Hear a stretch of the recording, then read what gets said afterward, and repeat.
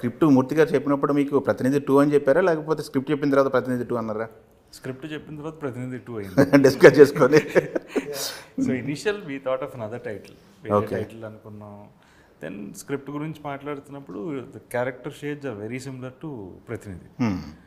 So and a genre, ఏం చెప్పబోతున్నాం అనేది యూ డోంట్ నీడ్. ఇంకో టైటిల్ అయితే అగైన్ టూ మచ్, ఇప్పటికే ప్రాపగండా సినిమా అంటున్నారు, అప్పుడైతే ఇంకేమనే వాళ్ళు తెలియదు నాకు. ఏంటి ఆ టైటిల్ ఏంటి? రణరంగం అనుకున్నాం. ఓ రణరంగం. అది పెట్టుంటే ఇంకేం నాకు తెలిసి లోపల చెప్పే కంటెంట్ ఎలా ఉంటుంది అనేది ఆ టైటిల్ చెప్తే అర్థమవుతుంది ఇప్పుడు. సో బట్ వీ ఫెల్ట్, అంటే ద టైటిల్ ఇనీషియల్గా వీ ఫెల్ట్ దట్, బట్ ఏంటంటే that is creating too much weightage and we felt this title makes more sense. But దీనికి కూడా వెయిటేజ్ ఉంది, ఎందుకంటే ప్రతినిధి 1 ఇంపాక్ట్ ఉంటుంది కదా. ఇంపాక్ట్ ఉంటుంది, బట్ రణరంగం అంటే ఏదో చెప్పేస్తున్నాం అనుకుంటారు కదా. సో సిస్టమ్ని క్వశ్చన్ చేయడం, is a representative of the people okay అనేది సెన్స్.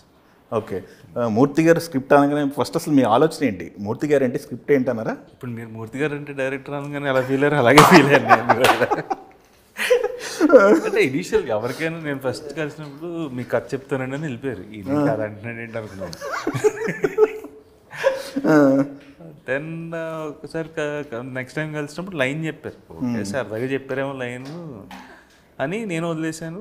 తర్వాత మళ్ళీ అసలు టచ్లో లేరు. ఒక 8 months తర్వాత లాస్ట్ ఇయర్ మార్చ్ ఆ టైంలో అలా మూర్తి గారు కలుస్తారంట. అంటే సరే మామూలుగా కలుస్తారేమో అనుకున్నాను. బౌండ్ స్క్రిప్ట్ తీసుకొచ్చి నరేట్ చేశారు 2 hours. ఇదేంటి నేను చాలా సీరియస్గా ఉన్నారా? Then again we had few corrections. Okay, ఇవి చేంజ్ చేస్తే బాగుంటుంది అంటే మళ్ళీ రీరైట్ చేసి మళ్ళీ 1 monthలో బౌండ్ స్క్రిప్ట్ మళ్ళీ పంపించారు. దాని తర్వాత వీ హ్యాడ్, ఆయన ఎలా అనుకుంటున్నారు, కొన్ని ఇలా ఉండాలండి సినిమా అని చెప్పి మాట్లాడుతుంటే మీరే డైరెక్ట్ చేయండి అని చెప్పి మీరే అన్నారు. ఓకే, సో బేసిక్గా hero is a journalist. Okay, so ఆ క్యారెక్టర్ న్యూయాన్సెస్ కానీ ఏదైనా he'll know better and he had a good eye in seeing how the film should be. Okay, so I felt he'll do better justice then anyone. ఎవరన్నా మంచి script వచ్చిందంటే script okay ఇచ్చేసేయండి, experience director పెట్టుకుంటాం మేము అని చెప్పి script చేసుకుంటాను. నేను స్క్రిప్ట్ వేద్దాం అనుకున్నా, నేను కథ వరకే నేను ప్రిపేర్ అయ్యా.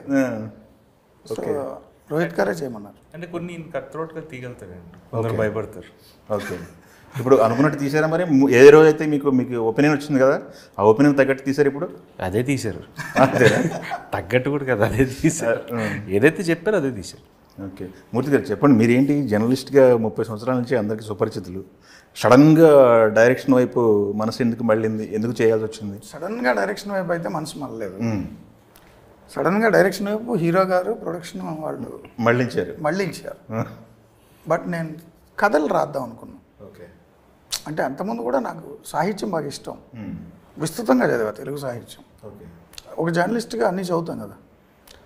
సో అప్పుడు కొన్ని కథలు వేరే పెన్ నేమ్తో రాసుకోవడం ఇవన్నీ ఉన్నాయి. బట్ సినిమా ఇంట్రెస్ట్ నాకు ముందు నుంచి. నేను సినిమాని ప్యాషన్తో చూస్తాను. నేను సినిమాలో భాగం అవుదాం అనుకోలేదు. నేను మంచి సినిమా ప్రేక్షకుడిని.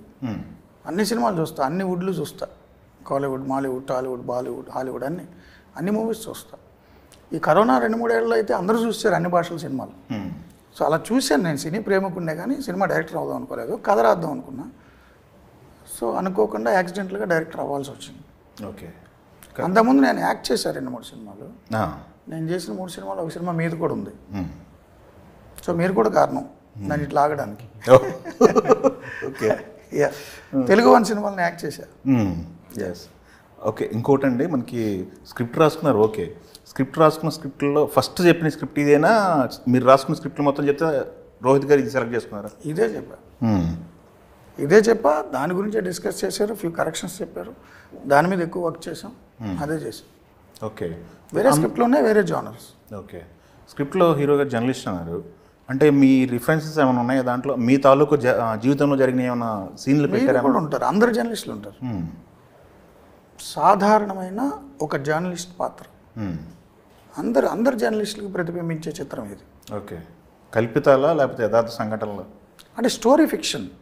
కొన్ని సంఘటనలు ఉండొచ్చు తీసుకోవడానికి రిఫరెన్స్, బట్ స్టోరీ ఫిక్షన్.